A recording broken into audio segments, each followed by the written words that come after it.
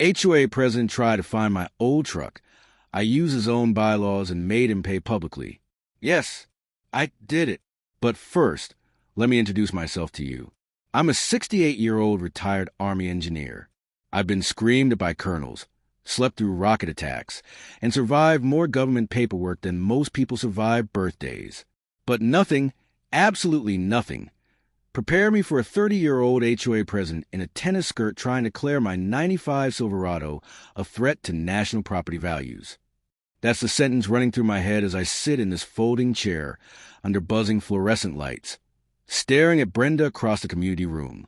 She's at the front, behind a cheap wooden podium like it's her personal throne. Perfect hair, perfect tan, bright red tennis outfit, like she just stepped out of a country club catalog.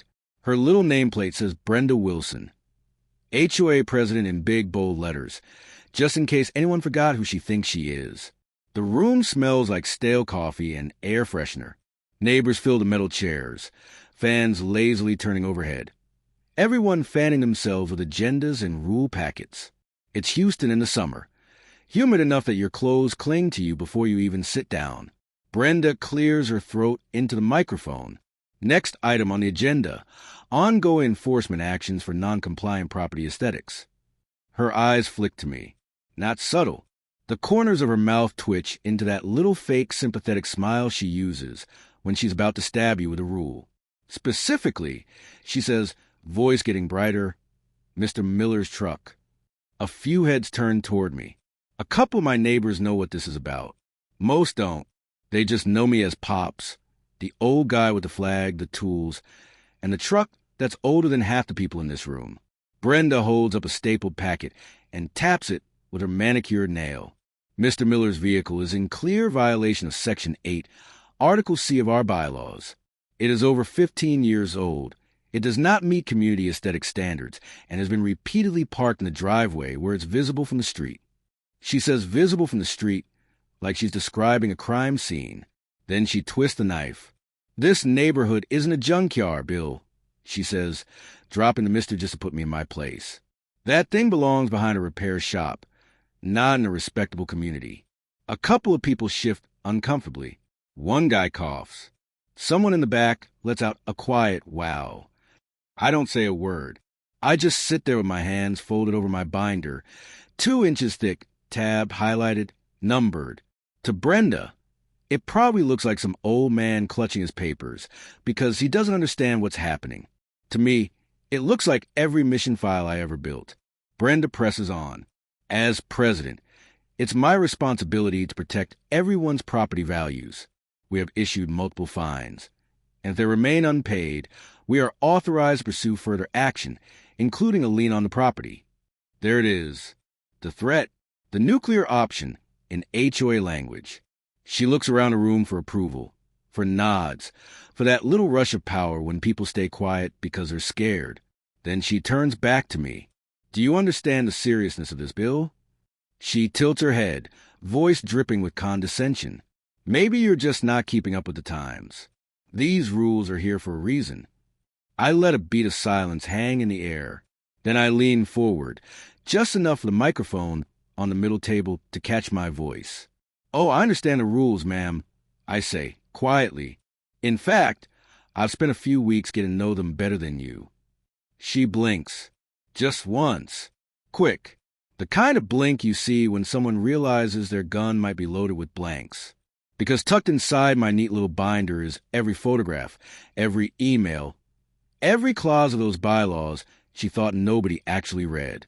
And tonight, in front of all these people, we're going to go through them, line by line. If you think your HOA is bad, I'd tell anyone watching this, wait until you hear what she did before this meeting and how her own bylaws ended up costing her money instead of me. So, subscribe to the channel because it's a story of HOA getting what's coming to them with interest. And that part, that started the day she decided my truck was trash. You want to know how a guy like me ends up in a fluorescent lit room, letting a tennis skirt dictator threaten a lien on his house over a pickup truck? All right, let me back up. I bought that house on the edge of Houston after my wife passed. 2-story brick, big oak tree out front, wrap-around porch that creaks just enough to remind you it's real. It wasn't the fanciest place in the neighborhood, but it had a long driveway, a decent garage, and enough yard to fly a proper flag without hitting the power lines. That was all I needed. I spent 30-plus years as an Army engineer. I built bridges in places most people can't spell, filled out enough forms to kill a forest, and learned that hurry up and wait isn't just a phrase, it's a lifestyle. When I retired, I made myself one promise. No more chaos. No more shouting. Just quiet mornings, strong coffee, and tools laid out exactly where I left them. And of course, my truck. My 1995 Chevy Silverado isn't just a vehicle. That thing has more of my life story in it than most people's photo albums. I bought it when my knees still worked like they were supposed to. Drove it to bases, job sites, fishing trips, funerals, and homecomings. The paint's original, the engine purrs, and I keep it so clean you could eat off the tailgate. Though I prefer if you didn't. Every Saturday morning, I roll out of the garage, park in the driveway, and wash it slow. Hose, bucket, real soap, microfiber towels. Oldies on the radio. Flags snapping in the Texas breeze. That's church for me. The neighborhood itself? Picture a Texas suburb trying hard to look like a lifestyle magazine. Big brick homes, shiny SUVs, every lawn cut at exactly the same length. Kids on bikes, dads in polos, moms jogging with strollers and earbuds. American flags on some porches, seasonal wreaths on others. HOA approved everything. Now, I'm not anti-rules. You don't spend a career in uniform if you're allergic to structure. I like order. I like things maintained. I don't want my neighbor stacking refrigerators in the front yard any more than the next guy. When I moved in, the HOA seemed fine. A nuisance sometimes, but nothing serious. Couple of newsletters, some reminders about trash bins and holiday lights. Nothing I couldn't live with.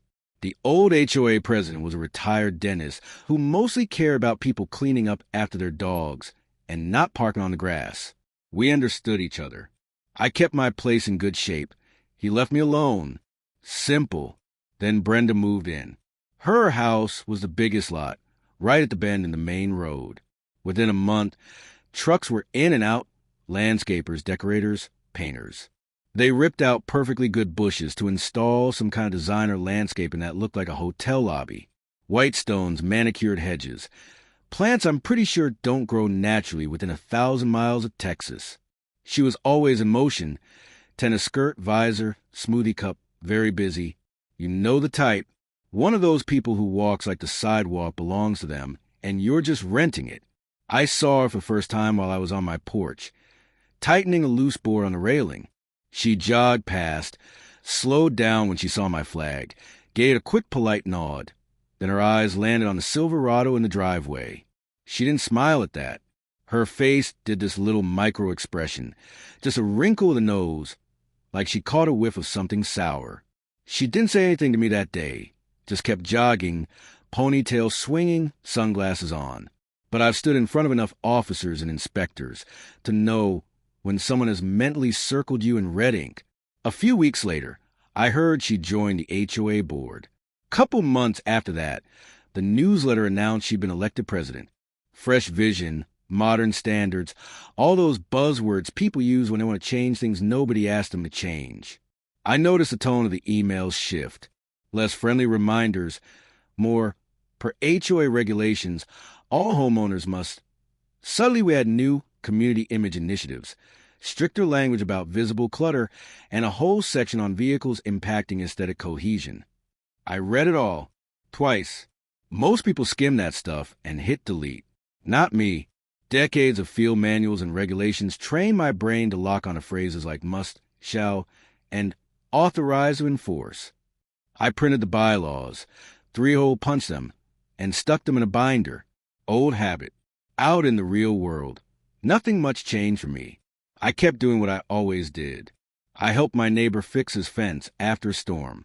I rewired another guy's broken porch light so his kids wouldn't trip at night. I lent tools, gave advice, waved to folks walking their dogs. And every Saturday, I pulled the Silverado out, washed in the driveway, and parked it where I could see it from the front window. Old man, old truck, old flag, peaceful. Then little signs started popping up. A car that used to park halfway on the street suddenly got a warning sticker. A guy with a small fishing boat in his driveway got a final notice on his door. One of the older ladies down the street told me she'd been written up for having too many potted plants on her porch. The pattern was simple. If it didn't look like an Instagram photo, it became a target. I noticed Brenda walking her tiny dog one afternoon, no leash, by the way, directly against the rules she loved to quote, and she slowed down in front of my place. She stared at the truck for a full 5 seconds, tilted her head, took out her phone. Click. One picture. Then another. Then she looked up, saw me watching from the porch, and gave me that same tight little smile. The kind that says, "Bless your heart," and "You don't belong here," all at once.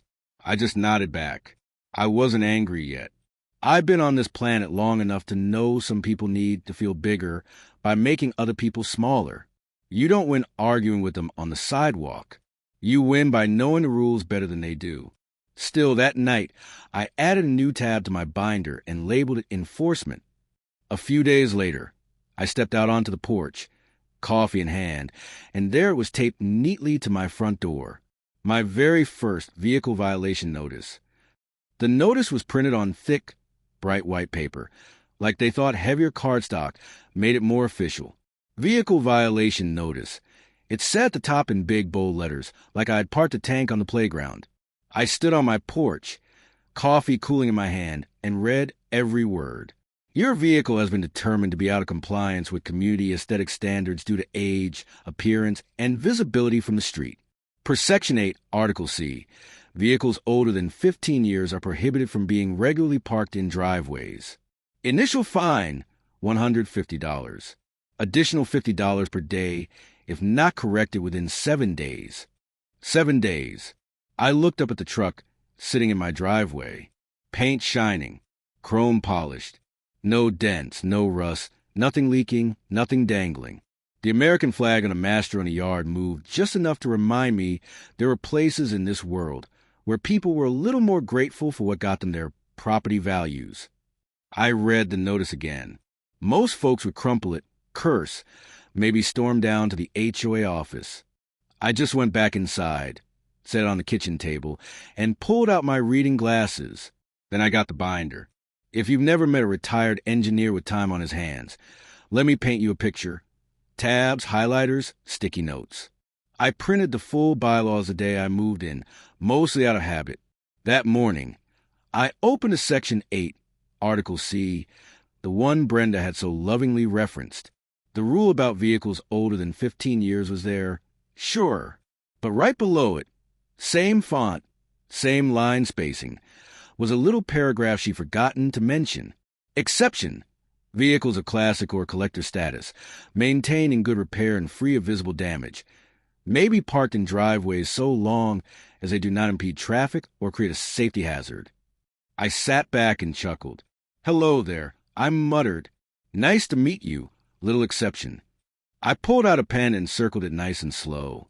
Now, a normal person might have marched straight to Brenda's door with that line highlighted. But in the Army, you learn there's a difference between winning an argument and winning a war. First step is always reconnaissance. So instead, I took pictures. Photo of the truck from the street. Close-up of the paint. Odometer. Registration. Insurance. I printed out the appraisal paperwork I'd gotten a few years back when a buddy tried to talk me into showing it at a classic car event. I started a new section in the binder. Vehicle documentation. Then I waited. 2 days later, I was out front tightening a loose bore on the porch when I saw Brenda coming down the sidewalk. Tiny dog trotting in front of her. Still no leash. She spotted me, then saw the truck, and her posture changed. Shoulders back, chin up, the queen approaching a subject. "Morning, Bill," she called, all sugary sweet. "Morning," I said, wiping my hands on a rag. She stopped at the end of my walkway, planted one hand on her hip, sunglasses pushed up on her head. "So," she began, drawing the word out, "I assume you got a little notice?" "I did," I said. very official. She gave a short laugh. Well, you know, we have to keep standards around here. People pay a lot of money to live in a community that looks a certain way. Her eyes slid over to the Silverado, like it had personally offended her. That thing is in great condition. I said evenly, better than most of the shiny toys folks drive around here. She tilted her head, smile tightening. It's old, Bill. This neighborhood isn't a junkyard. That kind of look, it drags everything down. We're trying to present a more modern image. Behind her, two of my neighbors were unloading groceries from their SUV. They pretended not to listen, which means they were absolutely listening. It's a classic, I said. Kept in good repair, no visible damage. That's the term in the bylaws, right? Classic status. Her smile froze for half a second. Oh, you read those? She asked, like I just admitted doing something adorable. I read everything with my name involved, I said. Hazard of surviving the Pentagon. Section 8. Article C has a little exception you left out in your letter. Her eyes narrowed just enough to show I'd hit something. Well, the board has discretion, she said quickly. And in our opinion, that truck doesn't fit the community aesthetic. It's very blue-collar, very old-fashioned. There it was, not about rules, about image. She glanced at my neighbors, making sure they were still catching every word. If you can't keep up with community standards, she added, voice dropping just a touch, maybe this isn't the right neighborhood for you. That one stung. Not because I believed her, but because I've heard versions of that sentence in a lot of places, usually from people who've never done half the work it takes to build a world they're so proud of decorating. I looked at her for a long second. Calm, steady. I'll take that under advisement, I said. In the meantime, I'll be keeping my truck exactly where it is. She laughed again, but there wasn't much humor left in it. Suit yourself, she said, but the fines will keep coming, and they can get serious. I'd hate for this to turn into something bigger than it needs to be. She turned on her heel and walked off, dog trotting, ponytail swinging, completely sure she just put the old man in his place. I watched her go, then looked over at my neighbors. They both gave me that awkward, sympathetic look. One of them mouthed, sorry, like they'd done something wrong. I just shrugged, went inside, and added a new note to my binder tab. Pattern, public shaming. Targeting older, blue-collar, non-modern aesthetic homes. She thought that little speech on my lawn was the end of it. For me, it was just the first data point. The first notice I could have chalked up to overzealous housekeeping. Every organization's got at least one clipboard warrior who lives to underline rules in red ink. But then the small thing started. About a week after our little driveway conversation, I walked out to get the mail. The Texas sun was already baking the asphalt, and the humidity felt like walking into a damp towel. I opened a mailbox, and there, tucked between a hardware store flyer and my electric bill, was a neon yellow sticky note. Not official letterhead, not typed, just a sticky note. Truck must be moved, looks bad from street. Neighbors have complained. Neighbors have complained. Huh? I turned around and looked up and down the street. Mrs. Henderson across the way was watering her roses. 2 doors down, Mike was loading tools into his work van, the same van that had a giant faded logo on the side and half a ladder sticking out the back. I raised a sticky note and called out, Hey, Mrs. Henderson, you complain about my truck? She laughed, nearly dropped her hose. Honey, I like your truck better than half the people around here. I just smiled and slid the note into my pocket. Not evidence exactly, more like a breadcrumb. 2 days later, I got an official courtesy reminder in my email. Copy-paste job with the HOA logo at the top. Per community standards, outdoor decor and displays must align with a cohesive aesthetic. Please ensure flags and related hardware are maintained appropriately. Attached was a picture of my front yard. Not the truck this time. The flag. Now, I've taken care of that flag better than some people take care of their kids. No frayed edges, no fading, proper lighting at night. It's on a solid metal pole anchored in concrete. Engineer special. I zoomed in on the photo. trying to see what imaginary crime we were prosecuting here. At the bottom of the email, Brenda had added a personal note. The pole and truck together create a very intense visual. Might be worth softening things up to match the neighborhood vibe. Just a thought. Just a thought. I stared at that sentence longer than I probably should have. Not because she was right, she wasn't, but because I could see exactly what she was doing. No rule cited. No specific violation. Just pressure. A little shove. A reminder. You're not our kind of furniture. I didn't reply. I archived the email, printed a copy, and slid it into the binder under a new section. Non-specific pressure. The next Saturday, I was out washing Silverado like always. Foam running down the panels. Sun catching the shine just right. I heard footsteps and that particular click of hard plastic sandals. I didn't look up. Just kept washing. Still out here, huh? Brenda said, stopping at the end of the driveway. Sure am, I answered. It's Saturday. She folded her arms, letting her gaze wander slowly over the truck like she was appraising a hazard. You know, she said, some of the residents have mentioned feeling uncomfortable with this kind of display right at the front of the neighborhood. This kind of display, I repeated. You mean a clean truck and flag? She gave a tight smile. It's not about the flag, Bill. It's about the overall impression. We're trying to attract a certain demographic. Young professionals. Families who value a modern look. Not everyone wants to feel like they're driving past a mechanic's workshop. That's so, I said. Funny, because a mechanic down the street has a 3-car garage full of sports cars, and nobody seems bothered. She shrugged. They're new. Trendy. Yours is nostalgic. She said nostalgic, like it belonged in a museum, not a driveway. I did some reading. I said, rinsing the soap off the hood. There's an exception in the bylaws for classic vehicles in good repair. Her eyes narrowed just a fraction. We'll let the board decide what qualifies a classic, she said. Right now, it just looks old. There was a little silence after that. Water dripped off the bumper. A mockingbird chattered in the oak tree. You're not the only one getting notes, you know, she added. We're raising the bar for everyone. People appreciate higher standards. Some do, I said. Some appreciate consistency more. She blinked. Small. Fast. Well, she said briskly, you've been notified. I'd hate for this to escalate into formal action. That can get unpleasant, especially for someone on a fixed income. There was again the dig. Old. Poor. Out of step. I just smiled, slow and polite. Appreciate your concern, ma'am, I said. You have yourself a good day now. She turned and walked off, dog scampering, phone already in her hand. As she disappeared around the corner, my neighbor Mike wandered over from his driveway, wiping grease off his hands. What's your problem with your truck, man? He asked. That thing's cleaner than my new one.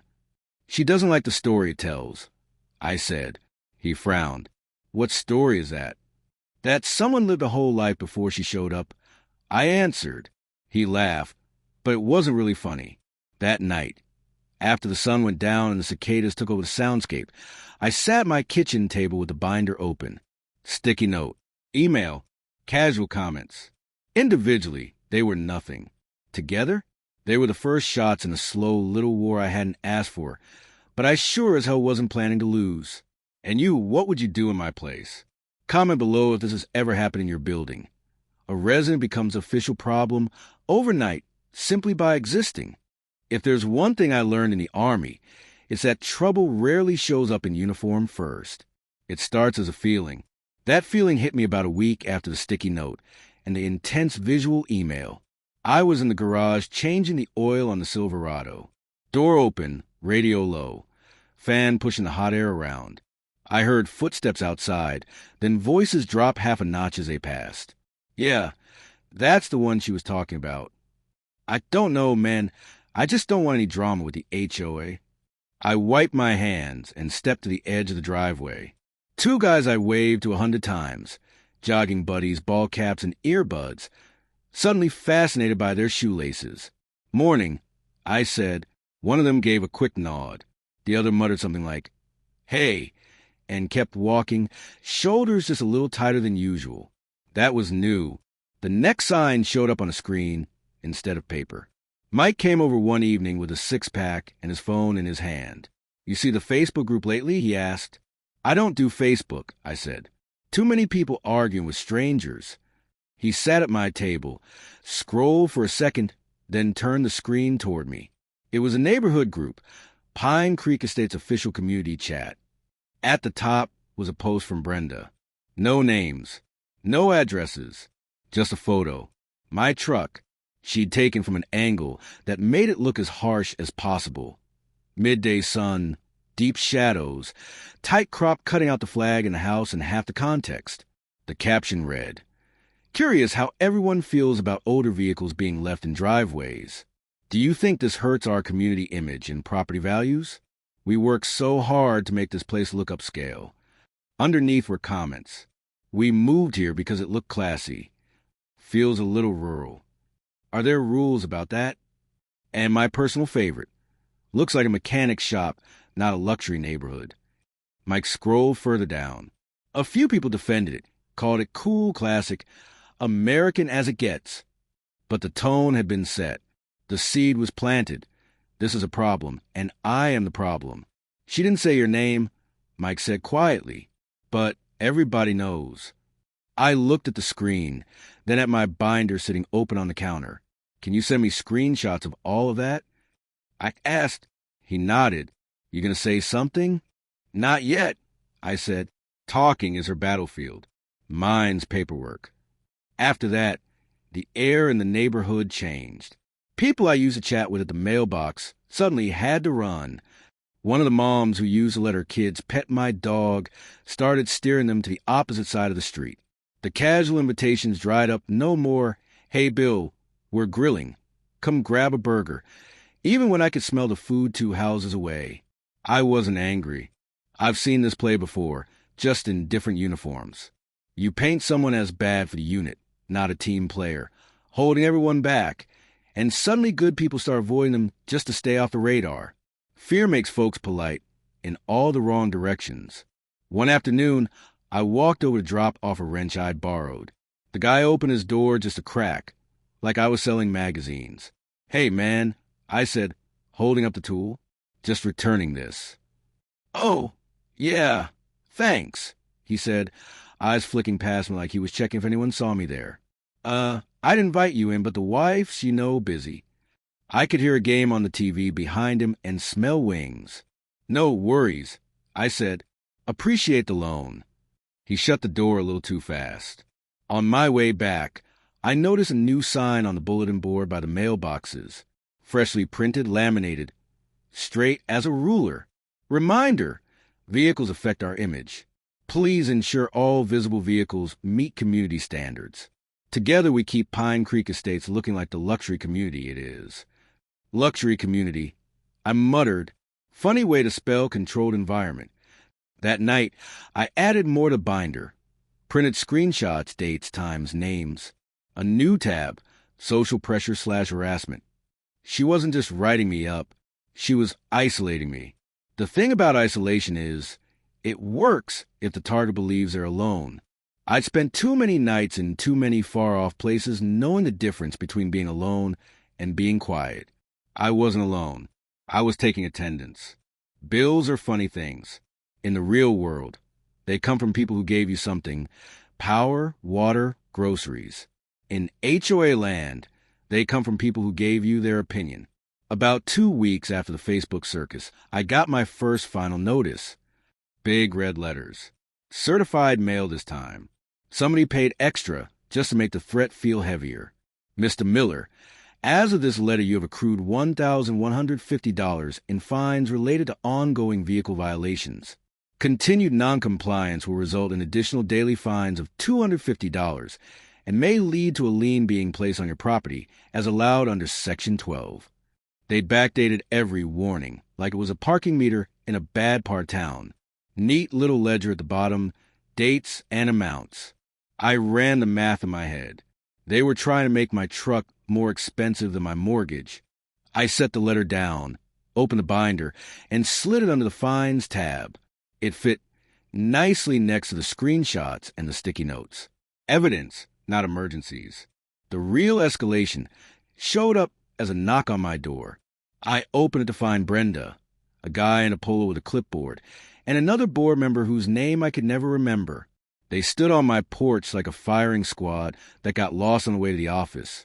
"Bill," Brenda said, already half turned toward my driveway, "we're doing a courtesy inspection regarding your ongoing violations."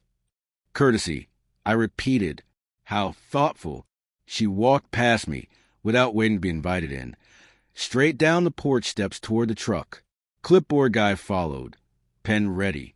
They circled the Silverado like it was a suspicious package. He wrote something.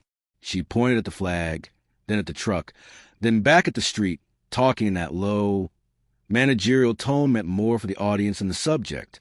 A couple of neighbors drifted out to get the mail, which they'd already gotten. Phones appeared. Eyes followed. Brenda turned to face them. "Not me. This is exactly the sort of thing we're trying to address," she said, loud enough for the whole cul-de-sac. "This neighborhood isn't a junkyard. That kind of visual belongs behind a repair shop, not front and center in a respectable community." A few people winced. Nobody said a word. She pivoted back to me, voice dripping sugar over steel. "Bill, we've sent multiple notices. If you can't or won't bring your property up to standard, the board is fully prepared to move forward with a lien. These fines don't just go away because you ignore them." I looked past her at the neighbors, people I'd helped with fences, wiring, flat tires. Couldn't meet my eyes now. "Are we done with the theater portion?" I asked calmly. "Or is there an encore?" Clipboard guy shifted, uncomfortable. Brenda's jaw tightened. "You have 7 days," she said. "After that, we involve the association's attorney. I'd hate to see this end up in court. Those costs can be devastating, especially at your age." There was again the little bullet with "Old" engraved on the side. I nodded slowly. "Appreciate the clarity," I said. "You three have yourselves a pleasant afternoon." They walked off together, talking in low voices like they'd just completed a successful raid. Neighbors trickled back inside, doors closing a little too quickly. I went in, set the inspection notice on the table, and added the date and time to my notes. She thought she'd back me into a corner. Money, fear, embarrassment, all stacked neatly like sandbags. But corners are funny things. From the right angle, they're not traps. They're firing positions. And if you watch this far into my life, leave a like on this video, because you're about to see why picking a rules fight with a man who lived inside rulebook for 30 years is a terrible, terrible idea. Here's the thing Brenda never understood. I wasn't scared of her letters or her fines, or her little porch performance with the clipboard brigade, because I've seen this play before, just with more camouflage and worse coffee. I spent a good chunk of my life as an Army engineer, but that didn't just mean bridges and bulldozers. It meant regulations, housing codes, safety inspections, environmental compliance. I've sat in windowless rooms for hours while people argued over wording like shall versus may. I've written procedures for base housing that were thicker than our entire HOA rulebook. People like Brenda think paperwork is a weapon. People like me know it's a map. That evening, I made a pot of coffee strong enough to stand a spoon in, set my binder on the table, and opened straight to Section 12, the big scary lien section she'd waved around like a loaded gun. I read every line. Then I read the lines around the lines. Required notices, time frames, appeal rights, board vote procedures, quorum rules, documentation requirements. By the time the mug was empty, I'd already found 3 problems. First, those daily fines she was stacking like poker chips. The bylaws said anything over a certain amount had to be approved in a recorded board vote. I'd never received minutes from any meeting where my case was discussed. Second, the lien threat. Before they could even think of touching my title, they were supposed to send a certified intent letter with an option to appeal, followed by a hearing with an impartial board member. Brenda had gone straight from sticky note to "we'll take your house." Third, and my personal favorite, was a paragraph tucked near the bottom. All enforcement actions must be applied consistently and without discrimination. selective or retaliatory enforcement is prohibited. I looked at that line and actually laughed, because I had a whole neighborhood full of photos in my head that said otherwise. I flipped back to the beginning of the bylaws and checked the revision history. Most of the modernization changes had Brenda's fingerprints all over them, tightening vehicle language, adding vague aesthetic wording. But the core structure, the stuff about quorums and appeals and consistent enforcement, that was older than she was. The rules that protected her power also limited it. She just hadn't read that far. I thought about a lot of young officers I'd seen over the years. Fresh rank on their chest, full of energy and big plans. They'd come in hot, start barking orders, move fast, break things, and then run face first into some dusty regulation that outranked them. Brenda was just another lieutenant with a clipboard, and I'd been watching Lieutenant's trip over paragraph 4, subsection B for decades. I closed the binder, ran my hand over the cover, and felt that old familiar calm settle in. The one that shows up right before a mission, when everything stops being emotional and starts being math. She wanted to fight over community image.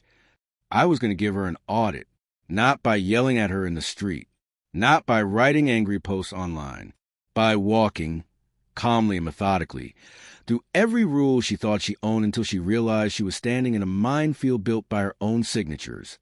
That was the moment I stopped feeling like a target and started feeling like a tactician.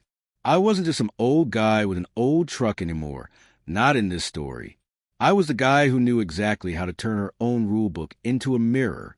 And honestly, let me know in the comments if you would have told your neighbors at this point that you used to live inside this kind of bureaucracy, or if you'd keep it quiet like I did and let them underestimate you a little longer. Once I knew the rulebook was on my side, or at least not entirely on hers, I did what we used to call in the Army, shaping the battlefield. Step 1 was simple. Stop reacting. Start recording. I bought a cheap little spiral notebook and stuck it in the drawer by the front door. Every time one of those HOA emails came in, I'd print it, hole punch it, and log it. Date, time, subject line, who was CC'd. If there was a picture attached, I saved it on a flash drive and wrote the file name next to the entry. Then I turned my attention outward. It's funny what you see when you're not just living in a neighborhood, but observing it. Walking the dog suddenly became reconnaissance. Taking the trash out? Perimeter check. Brenda liked to talk about consistent enforcement. Her version of consistent was, whoever annoys me this week. Her own house was violation bingo. First thing I noticed, her dog, no leash, ever. The Bylaws, page 6, paragraph 3. Yes, I knew exactly where it said, all pets must be leashed in common areas. I started keeping my phone in my pocket. Click. Brenda's dog trotting down the sidewalk free as a bird.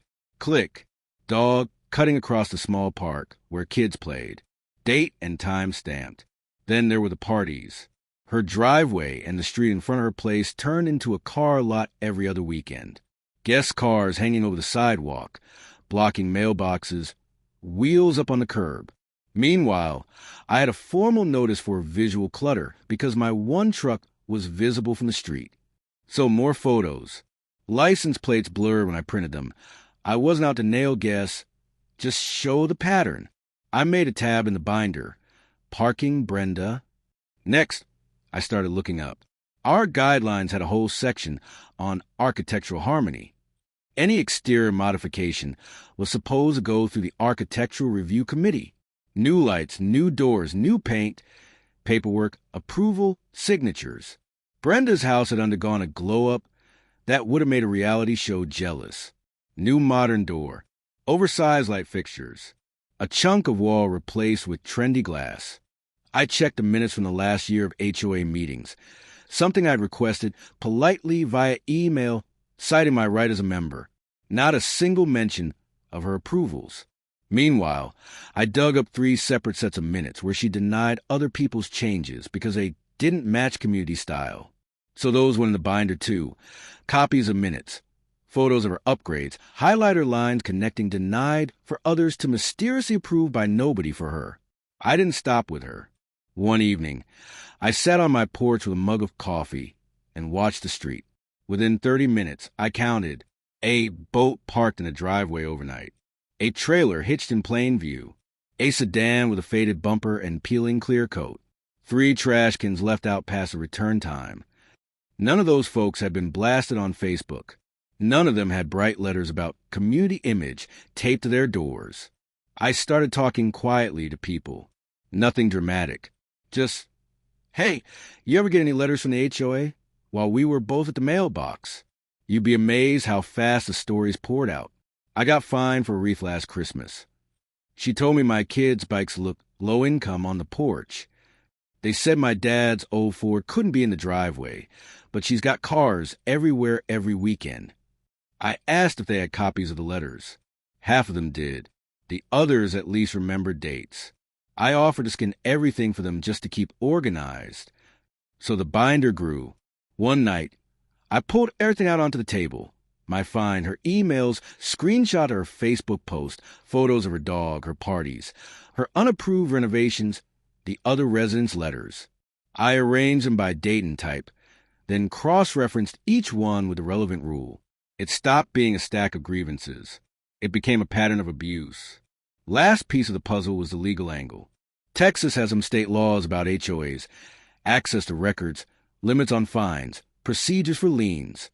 I wasn't trying to become a lawyer overnight, but I did spend an afternoon at the county law library downtown, sitting under fluorescent lights that felt suspiciously like my Army days. Turned out, our bylaws had to sit under state law like everybody else.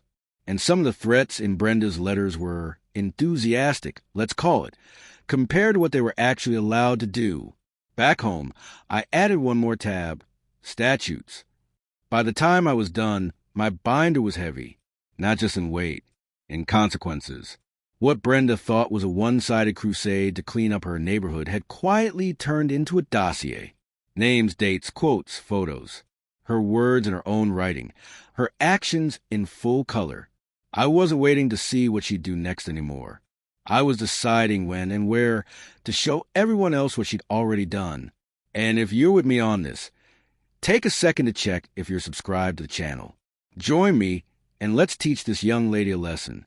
Every mission needs a date, a place, and a reason for the enemy to walk right into it. The HOA had already picked the first 2 for me. About a month into this little war, a glossy postcard showed up in everyone's mailbox. Pine Creek Estates Annual General Meeting. Mandatory for all homeowners. Agenda, budget, elections, enforcement policies, community image initiative. Community image initiative. That was Brenda speak for more power, less pushback. Perfect. I sat at my kitchen table with the postcard on one side and my binder on the other, and started thinking like the officer she thought she was. If I went in there swinging on my own, she'd frame it as one difficult homeowner. Easy to dismiss. But if she walked into that room already believing the crowd was behind her, then every overreach, every smug word, every threat she repeated on a hot mic would hang around her neck. Not mine. So I gave her exactly what she wanted, a chance to feel untouchable. First move, I sent a polite email to the HOA board. Not just Brenda. Dear board, I've received multiple notices regarding my vehicle and potential lien action. I respectfully request that any discussion or decisions regarding my case be placed on the agenda for the annual meeting so all affected homeowners can hear the policies explained in full. Transparency will help everyone understand the standards being applied. No anger, no accusations, just transparency and everyone. Brenda replied within an hour. Absolutely, Bill. That's a great idea. We'll include a section on vehicle and aesthetic enforcement so everyone understands what's expected. Thanks for suggesting it. I actually laughed. She thought I was handing her the microphone. In the week leading up to the meeting, she doubled down. More emails about upscale image. Another Facebook post about older vehicles sending the wrong message. A cheery video in the group where she stood in front of her perfectly staged house talking about protecting our investments. I asked 3 neighbors, quiet ones, the kind who keep their heads down, to forward me anything they got about enforcement. It was like watching someone stack drywood higher and higher before a spark. My last move before the meeting was pure malicious compliance with a veteran twist. I wrote a formal, calm letter back to the board. Per Section 12 in applicable Texas statute, I am formally disputing the fines and any lien threat. I request that all related evidence, procedures, and votes be presented at the annual meeting segment you've scheduled on enforcement, along with confirmation that all actions taken against my property have followed the required steps. That letter did two things. 1. Force them to talk process, not vibes. 2. Put in writing that I expected proof they'd follow their own rules. If they had their act together, they'd show up organized. If they didn't, they'd bluff, and Brenda was a bluffer. The night before the meeting, I set my binder by the front door, boots polished more out of habit than necessity. My truck was parked in the driveway, shining under the porch light, flag moving slow in the warm Texas air. She wanted to make an example out of me. Tomorrow, I'd give her the stage and let her do it, on record, in front of everyone. If this had happened where you live, would you act the same way? Comment below, because the next part is almost unbelievable. The night of the meeting, the community room felt like a bad high school auditorium. Folding chairs, humming AC, the smell of burned coffee and cheap cookies. I walked in with my binder under my arm, wearing military pants, boots, and my old unit watch. A few people nodded. A few looked away. Brenda was up front at a folding table with a little microphone and a stack of papers arranged like props.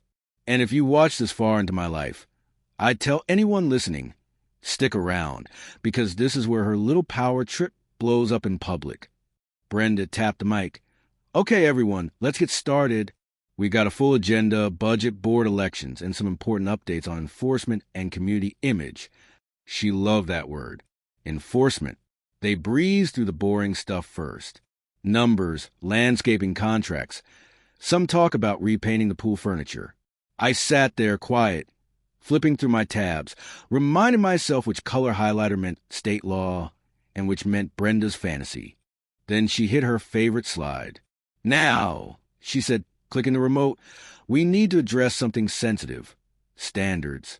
Specifically vehicles and visual clutter that can hurt our property values. On the screen behind her, up popped a photo. My truck, cropped tight, harsh lighting, just like in her Facebook post. A couple people shifted in their seats. A few turned to look at me. This, she continued, is an example of what we can't allow if we want Pine Creek to stay a luxury community. The board has issued multiple fines for this non-compliant vehicle, and we are prepared to pursue a lien if necessary. We have to send a message. She said it so casually. Send a message. I raised my hand. She tried to ignore it. We'll have questions at the end. I didn't lower it. Point of order, I said, loud enough for the room. You added my case to the agenda, remember? I requested it. People looked between us. She forced a smile. Fine. Bill, would you like to say something? I stood, walked the little floor mic in the aisle, and set my binder on the chair next to it. The room went quiet in that way. That means everyone's pretending not to stare. Name's Bill Miller, I said.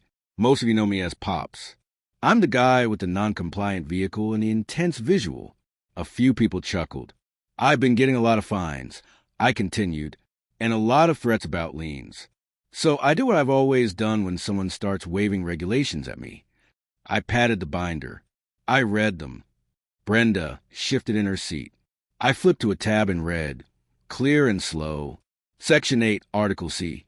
Vehicles over 15 years old are prohibited from regular driveway parking, except for vehicles of classic or collector status, maintained in good repair and free of visible damage. I clicked a little remote of my own, borrowed from the community room. The slide on the screen changed the photos of my truck, clean, polished, close up to the engine bay. The appraisal calling it a well-maintained classic. I qualify, I said simply, by your rules. Murmurs. Now about those fines. Flip, new page. Anything over this amount, I pointed a line, requires a recorded board vote and notice, and an appeal hearing before you can even whisper the word lien. I looked at Brenda. Can you show everyone the minutes where that happened? Silence. People turned toward the board table. One of the other members shuffled papers. Brenda's smile thinned. We handled it via email, she said. It was understood. That's not what your bylaws say. I replied, or Texas law. I clicked again. New slide. Screenshots of her Facebook post, her junkyard comment highlighted, the sticky note, the email about my flag, lined up next to photos of her unleashed dog, her party parking, her unapproved renovations. Last thing, I said, your own rules say enforcement has to be consistent. No targeting. No retaliation. The room went very, very still. So this isn't just about my truck, I said, looking around. This is about whether the rules apply to all of us, or just the people Brenda doesn't like the look of. For a second, nobody said anything. Then the murmurs started, small, uncertain, like people realizing the movie they were watching wasn't the one advertised. A lady in the second row raised her hand. Wait, she said, looking at the screen, then at Brenda. So his truck is allowed if it's in good condition? That clause was never meant for that kind of vehicle. Brenda snapped. It's for, like, show cars, Corvettes, specialty vehicles. I flipped another page. Funny, I said, because here's the definition your lawyer filed with the county when you updated these bylaws last year. Classic. Any vehicle over 15 years old maintained in good repair. No mention of brand or price. More murmurs. Somebody laughed under their breath. One of the board members, Gary, the treasurer, leaned toward his mic. Brenda, did we actually vote on the daily fine increase? I don't remember that meeting. We discussed over email, she said quickly. Everyone agreed it was necessary. That's not a recorded vote, I said. And per Section 12, it has to be recorded. I clicked again. Up came a slide of her unleashed dog, highlighted section of the pet rule next to it. Here we have pets in common areas without a leash. I went on. Click. Cars all over her driveway and curb. Here's parking that prevents pedestrian use of sidewalks. Click. Before and after photos of her front door and light fixtures. And here we have unapproved architectural changes, while 3 other requests were denied in the same 3-month window. Your rules also say enforcement must be consistent, non-retaliatory, I said. Yet I get Facebook posts, porch speeches, and threats of liens over a clean truck, while the president ignores her own violations. I looked around the room, not at her. Anyone here ever been told no on something small? I asked. Hands went up. More than a few. She told me my wreath was too big. She fined me for my dad's old Ford. I got a warning for my boat, but they never said anything about that party she had. Brenda banged her hand on the table. This is harassment, she said, voice sharp. You can't just dig through my personal life like... I didn't dig, I said evenly. I walked my dog. I read emails. I listened. I followed the same rules you said applied to the rest of us. I rested both hands on the mic stand. So here's what I'm asking for. I said, on the record. The room quieted again. I move that all fines against my property be voided for failure to follow proper procedure. I move that any threat of lien be withdrawn in writing. And I move that we initiate an independent review of all enforcement actions taken by this board in the last 18 months, starting with the president's. You could feel the board twitch at the word independent. That's not how this works, Brenda said, color rising in her face. You don't get to come in here and... Gary cleared his throat. Actually, he said slowly, flipping through his own copy of the bylaws, members can make motions at the annual meeting. He looked at me. I'll second it. That was the crack. Neighbors started nodding, some clapping quietly. A woman in the back stood up. Yeah, she said, if he has to follow the rules. So do you? Brenda looked around, realizing the room she thought she owned was slipping. We'll vote, she said tightly, grabbing the mic. All in favor of whatever he just said? Hands went up. A lot of them. Enough that even she couldn't pretend otherwise. Her cheeks flushed, jaw clenched. The motion passes, Gary said. I sat down, heartbeat steady, binder closed. In uniform, I'd seen people lose rank in offices with the door shut. Tonight, she'd just lost something a lot louder. The room. Brenda's face went red. She tried to regain control, but the air had shifted. Someone moved to create an ethics committee. Someone else proposed temporarily suspending her enforcement authority until the audit was done. That passed too. 2 weeks later, I got a certified letter. All my fines voided. Any lien threat formally withdrawn. Apology language so carefully written you could hear the lawyers sweating over it. The next month, Brenda resigned for personal reasons before the ethics findings were even finished.